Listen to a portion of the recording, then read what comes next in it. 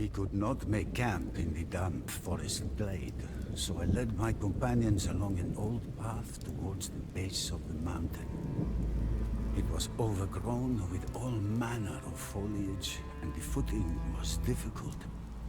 Armor and weapons littered the path, and stakes stood tall, covered with vines and moss. Glancing around, I spotted a magnificent blade. Light yet firm and unblemished by the elements, it shone in the rain and lightning, a lone light in the darkening trail.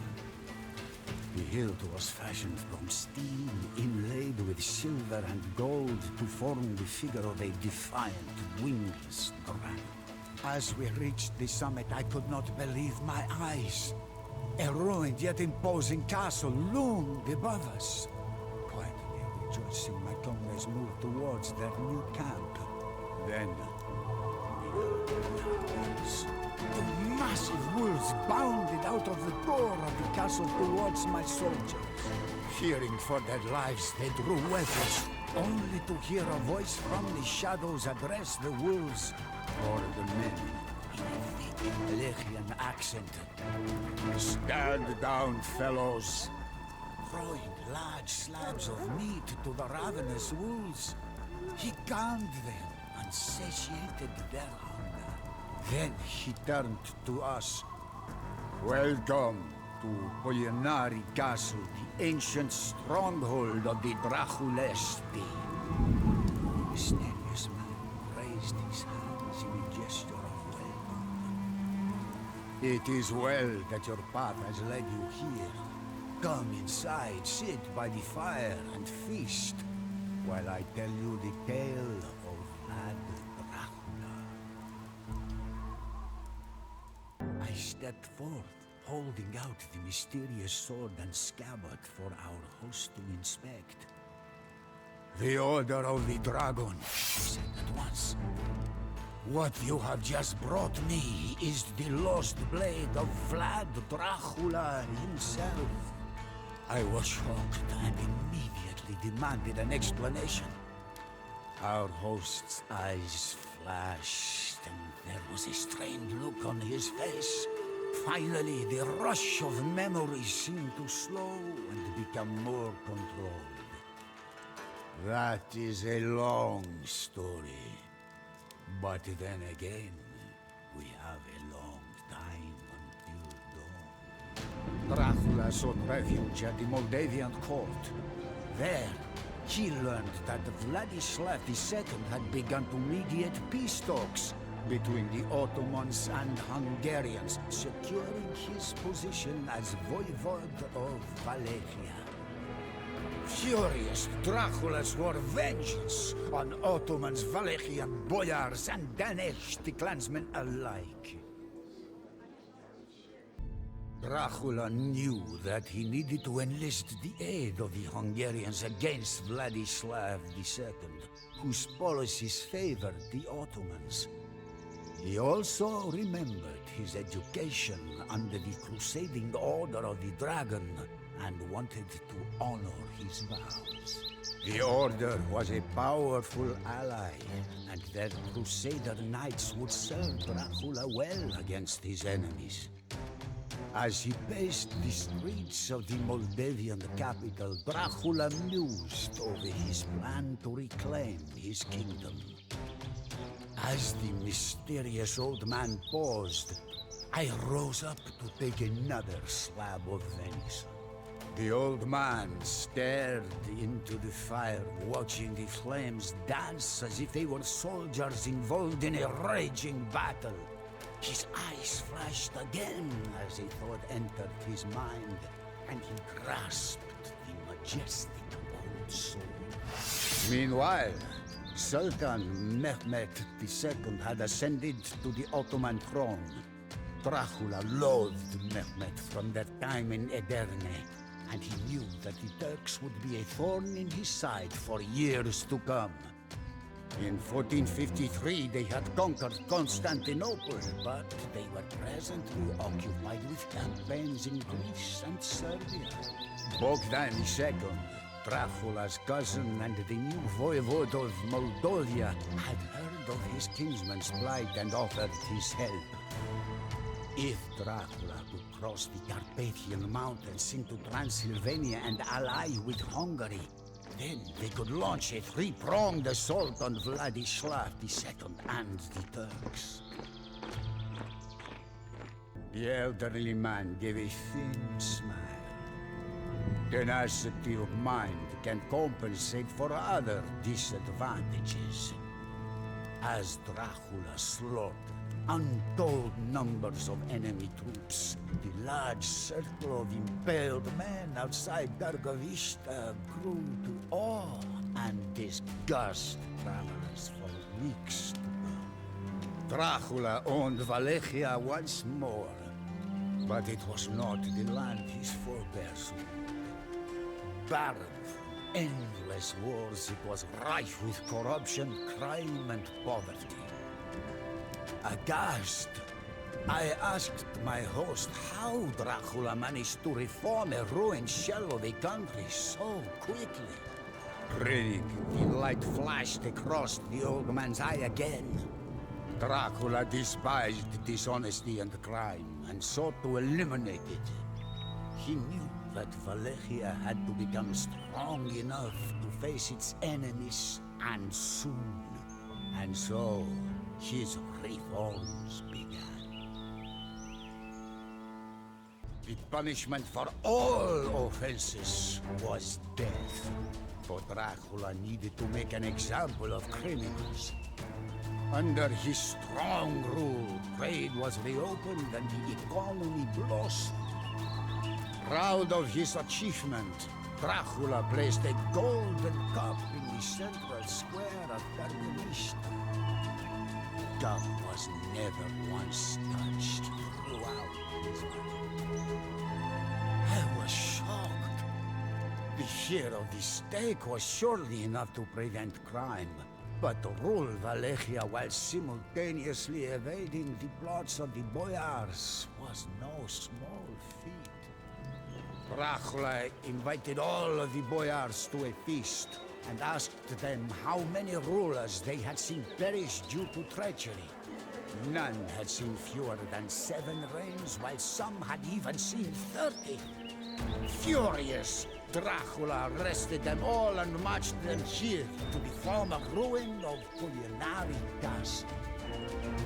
For months they labored to rebuild the castle, toiling even after their clothes fell off.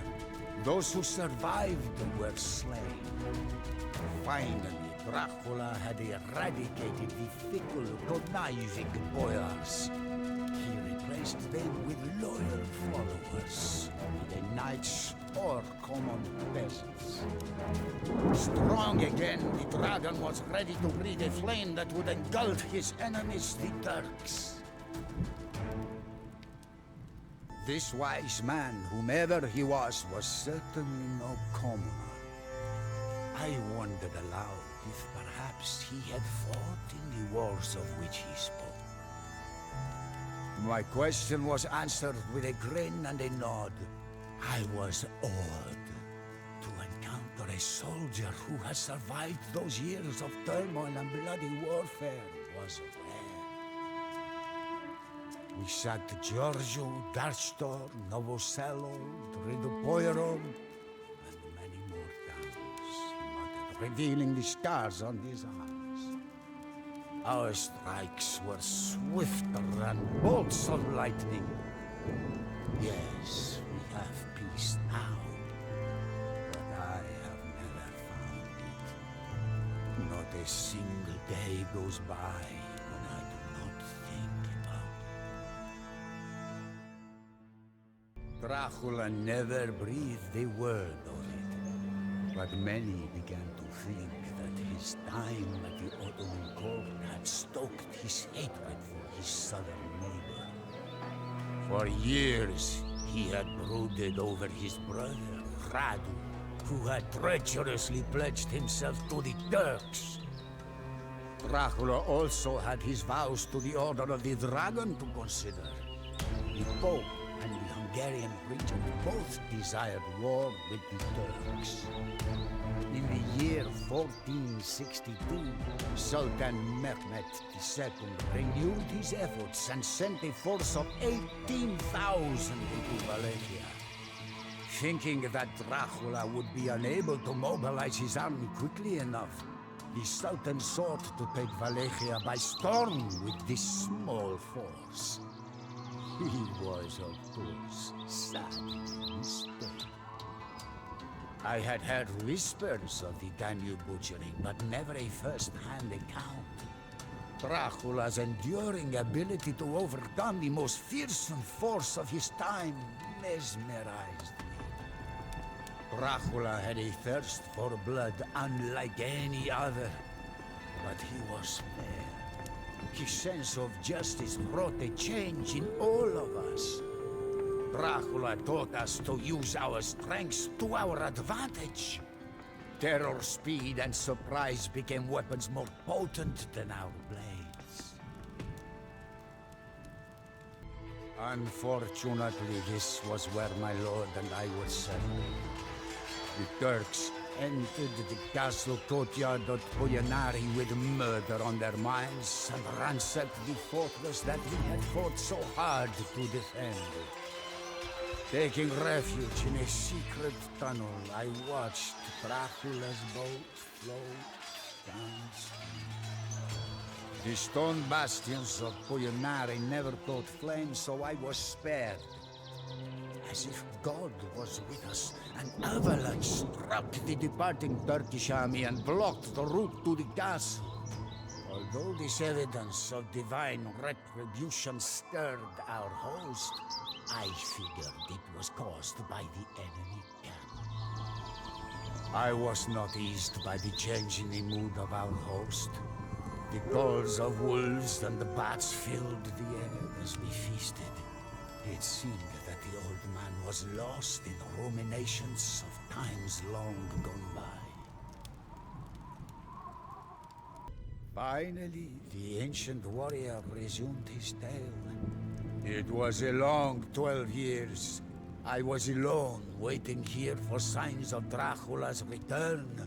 But all I ever saw were Turkish marauders ravaging the countryside of this once beautiful land and tormenting the people. One thing kept me from despair. The last words I had heard from my lord, that he would return in the end. I repeated these words to myself every day and promised myself that he would succeed. It was a fool's hope, but it was the best that I had. So I endured.